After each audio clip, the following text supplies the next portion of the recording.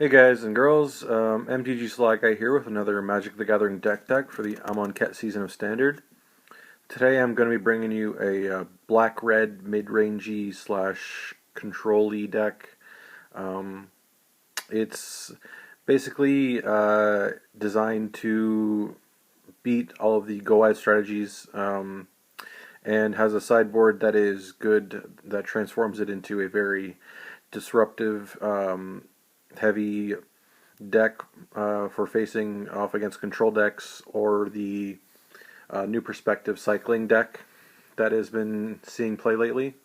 It's really built around my local meta because I have a New Perspectives deck at my local game store and a control heavy deck and two zombie decks that I have to play against, have been playing against regularly for the last couple of weeks. So I built a deck to kind of battle those strategies that have favorable matchups against them.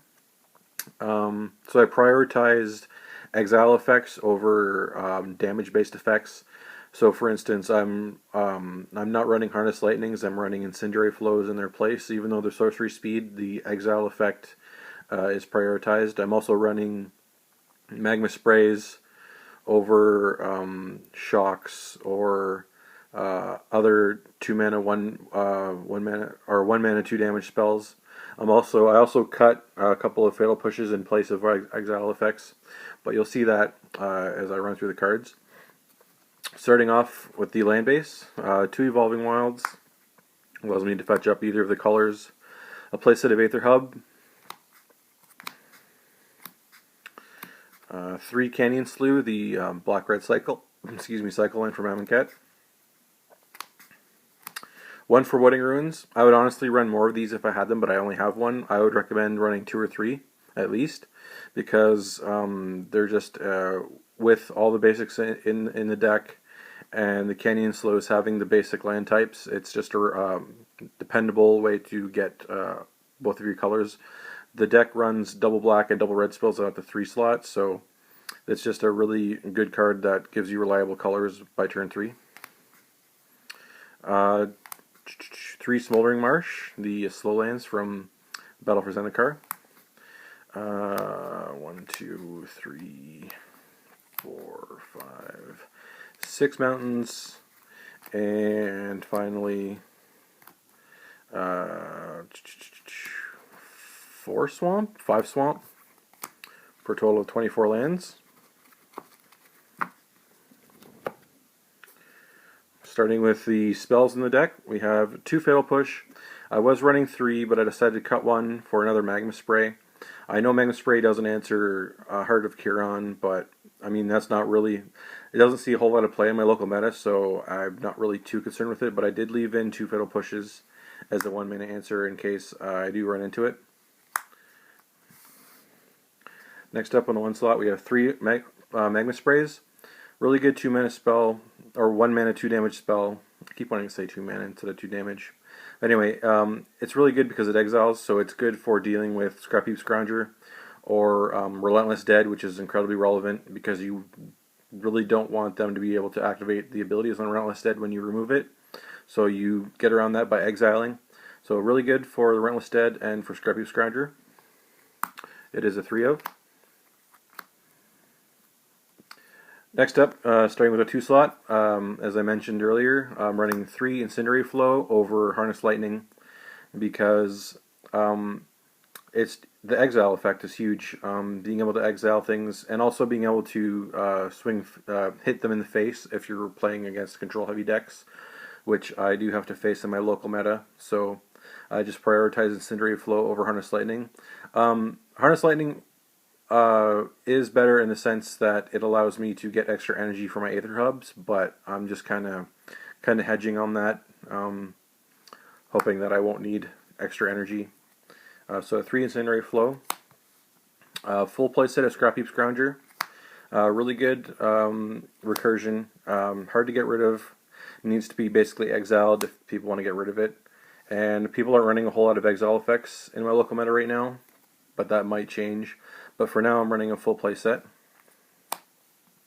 Next up, 2 Sweltering Suns as a sweeper.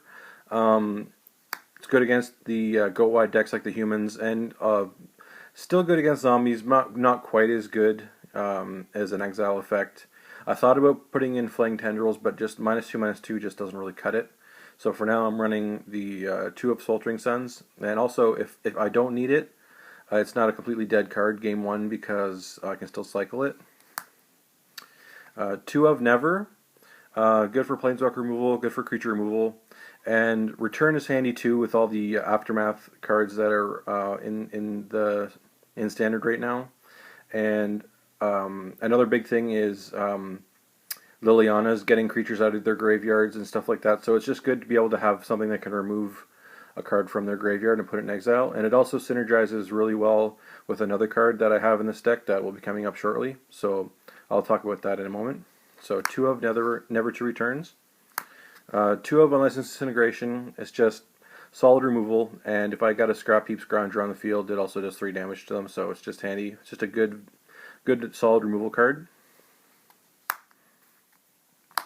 Next up, one of the wild card cards is Eternal Scourge. It's a 3-mana 3/3. You may cast it from exile, and if it becomes a target of a spell or ability, exile it. Just a solid 3/3 card. Really hard for people to get rid of. Again, if they target with anything, I can it's exiled, so I can cast it from exile. And if people do happen to get it into my graveyard, it actually synergizes really well with Scrap Heap Scrounger. I'm able to, if I have a Scrap Heap and an Eternal Scourge in the graveyard, I can pay 1 colorless, 1 black, exile Eternal Scourge, and put Scrap Heap on the battlefield, and then cast Eternal Scourge from exile. And also, if they happen to get an Eternal Scourge in my graveyard, I can exile it with Return to get a 2/2 zombie, and then cast Eternal Scourge, and there you go. I have 5 power on the board. So again, a lot like Scrap Heap Scrounger, it has recursion, and it's really hard for my opponent to deal with permanently. Almost impossible, actually. So it's just a really handy card, and hard for control decks to deal with. So it's a 3 of. Next up, we have 2 Liliana the Last Hope. Again, just a really good Planeswalker. Hard for a lot of control decks to deal with main board. If you get her to the 7, her ultimate is just inevitability and wins the game eventually. I took this to Sunday Showdown the other day, and I was playing against a blue-white control deck, and they did dispel her ultimate, which kind of sucked, but still, she's just a good card. Solid 3-drop. Next up, 2 Painful Truths. Good for card draw, because when you're in those grindy control matchups, you want to have the card draw. This was one of the reasons why I considered keeping Harness Lightning in, because only having access to the 4 energy for my Aether Hubs, I would much rather be able to cast this for 3 colors and get the 3 cards, but worst case scenario, it's draw 2, lose 2, which isn't bad, and more often than not, I can just pay an energy with my Aether Hub. If I have extra one handy, which I typically have been, when I took it yesterday, I cast it for 3 colors every time I had it. So, yeah, 2 of Painful Truths. Next up, 3 of Bone Picker. Just a really good value creature. With all the removal spells in this deck, it's not hard to trigger the ability to only cast it for 1 black. So, being able to pay 1 black and get a 3/2 Flying Death Touch is just really good. It's a 3 of. Next up, 3 Cletus. Really good. Again, the exile effect is huge, especially against zombies. If you get this guy, if you can get this guy out and get him to stick, and you can throw a couple of removal spells, like Fatal Push or Magma Spray at a couple other zombies, you've stabilized the board instantly, and he just takes over the game. I got him out. I played against zombies yesterday, mono black zombies, and he just took over when I got him out. It was just within a couple of turns, the game was pretty much over. So he's really good against the zombie decks, and with all the cheap removal spells in this deck, he can take over the game pretty quickly. So he is a 3 of.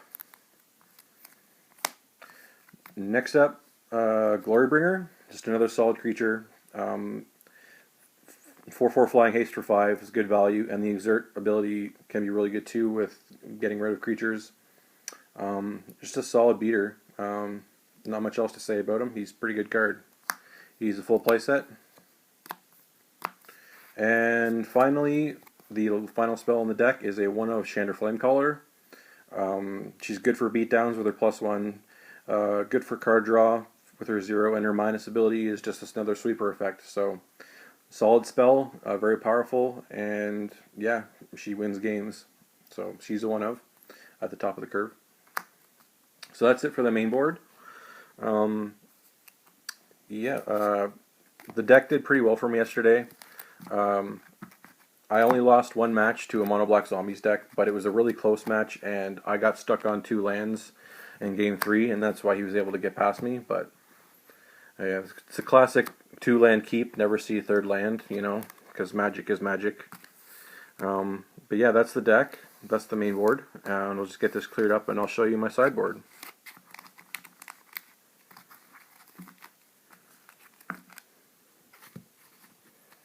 Now the sideboard is all about disruption.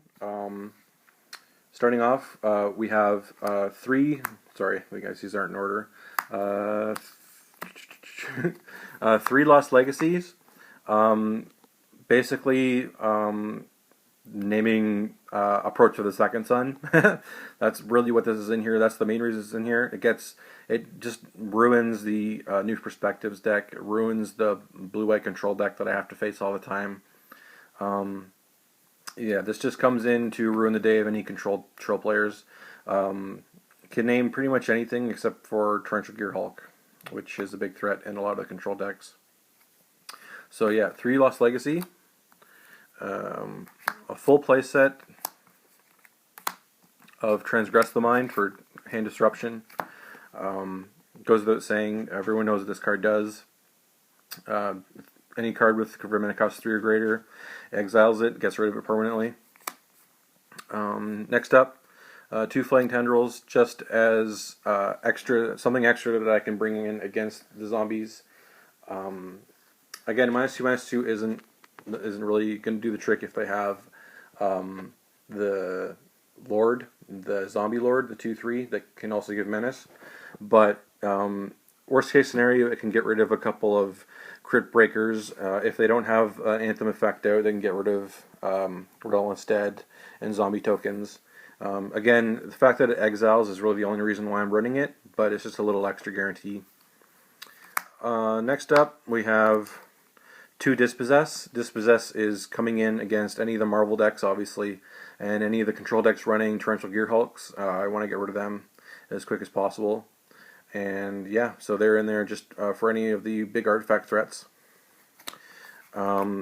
Next up, 2 of Oblivion Strike.